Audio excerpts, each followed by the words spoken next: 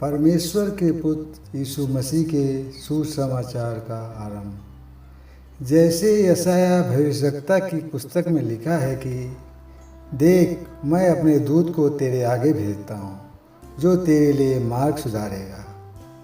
जंगल में एक पुकारने वाले का शब्द सुनाई दे रहा था कि प्रभु का मार्ग तैयार करो और उसकी सड़कें सीधी करो। यूहन्ना आया, जो जंगल में बपतिस्मा देता और पापों की क्षमा के लिए मन फिराव के बपतिस्मा का प्रचार करता था। और सारे यहूदियों देश के और इस्लाम के सब रहने वाले निकलकर उनके पास गए और अपने पापों को मानकर यरदन नदी में उससे बपतिस्मा लिया। यूहन्ना ऊँट के रोम को वस्त्र पहने और अपने कमर में चमड़े का पटका बांधे रहता था और टिड्डियाँ और वन मधु खाया करता था और यह प्रचार करता था कि मेरे बाद वह आने वाला है जो मुझसे शक्तिमान है। मैं इस योग्य नहीं कि झुककर उसके जूतों को बांध खोलूं। मैंने तो तुम्हें पानी से बपतिस्मा दिया, पर वह तुम्हें पवित्र आत्मा से बपतिस्मा देगा। उन दिनों में यीशु ने गलील के नासरत में आकर यरदन में यूहन्ना से बपतिस्मा लिया और जब वह पानी से निकलकर ऊपर आया तो तुरंत उसने आकाश को खुले और आत्मा को कबूतर की नाई अपने ऊपर उतरते देखा और यह आकाशवाणी हुई कि तू मेरा प्रिय पुत्र है, तुझसे मैं प्रसन्न हूँ। तब आत्मा ने तुरंत उसको जंगल की ओर भेजा और जंगल में 40 दिन तक शैतान ने उसकी परीक्षा की और वह वन पशुओं के साथ रहा और स्वर्गदूत उसकी सेवा करते रहे। यूहन्ना के पकड़ाए जाने के बाद यीशु ने गलील में आकर परमेश्वर के राज का सुसमाचार प्रचार किया और कहा, समय पूरा हुआ है और परमेश्वर का राज निकट आ गया है। मन फिराओ और समाचार पर विश्वास करो। गलील की झील के किनारे किनारे जाते हुए उसमें शमौन और उसके भाई अंद्रियास को झील में जाल डालते देखा, क्योंकि वे मछुए थे। और यीशु ने उनसे कहा, मेरे पीछे चले आओ, मैं तुमको मनुष्यों के मछुए बनाऊंगा। वे तुरंत जालों को छोड़कर उनके पीछे हो लिए और कुछ आगे बढ़कर उसने जब्दी के पुत्र याकूब और उनके भाई यूहन्ना को नाव पर जालों को सुधारते देखा। उसने तुरंत उन्हें बुलाया और वे अपने पिता जब्दी को मजदूरों के साथ नाव पर छोड़कर उनके पीछे चले गए। और वे कफरनहूम में आए और वह तुरंत सब्त के दिन सभा के घर में जाकर उपदेश करने लगा और लोग उनके उपदेश से चकित हुए, क्योंकि वह उन्हें शास्त्रियों की नाई नहीं परंतु अधिकारी की नाई उपदेश देता था।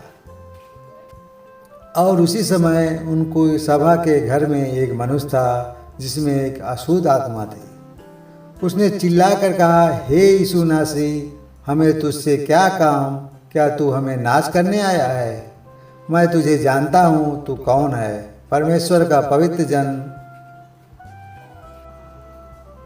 यीशु ने उसे डांट कर कहा, चुप रह और उसमें से निकल जा। तब अशुद्ध आत्मा उसको मरोड़कर और बड़े शब्द से चिल्लाकर उसमें से निकल गई। इस पर सब लोग आश्चर्य करते हुए आपस में वाद विवाद करने लगे कि यह क्या बात है, या तो कोई नया उद्देश्य है।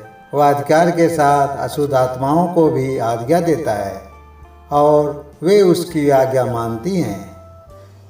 सो उसका नाम तुरंत गलील के आसपास के सारे देश में हर जगह फैल गया।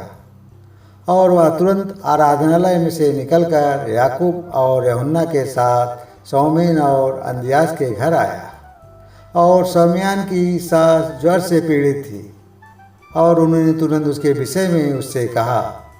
तब उसने पास जाकर उसका हाथ पकड़ के उसे उठाया और उसका ज्वर उस पर से उतर गया और वह उनकी सेवा टहल करने लगी। संध्या के समय जब सूर्य डूब गया तो लोग सब बीमारों को और उन्हें जिनमें दुष्ट आत्माएं थी उनके पास लाए और सारा नगर द्वार पर इकट्ठा हुआ और उसने बहुतों को जो नाना प्रकार की बीमारियों से दुखी थे चंगा किया और बहुत से दुष्ट आत्माओं को निकाला और दुष्ट आत्माओं को बोलने न दिया क्योंकि वे उसे पहचानती थी। और भोर को दिन निकलने से बहुत पहले वह उठकर निकला और एक जंगली स्थान में गया और वहाँ प्रार्थना करने लगा। तब सामून और उसके साथी उसकी खोज में गए। जब वह मिला तो उससे कहा कि सब लोग तुझे ढूंढ रहे हैं।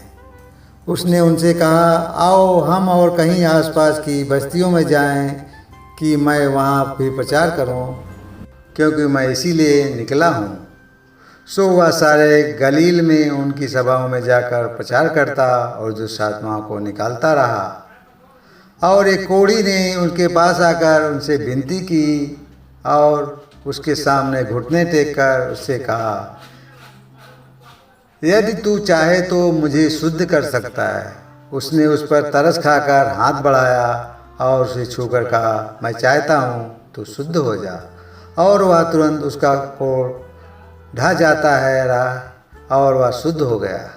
तब उसने उसे चिल्लाकर तुरंत विदा किया और उससे कहा, देख, किसी से कुछ मत कहना, परंतु जाकर अपने आप को याजक को दिखा और अपने शुद्ध होने के विषय में जो कुछ मूसा ने ठहराया है उसे भेंट चढ़ा कि उन पर गवाही हो। परंतु वह बाहर जाकर इस बात को बहुत प्रचार करने और यहाँ तक फैलाने लगा कि यीशु फिलहाल खुल्लम खुल्ला नगर में न जाकर परंतु बाहर जंगली स्थानों में रहा और चाहों पर लागे उनके पास आते रहे। धन्यवाद।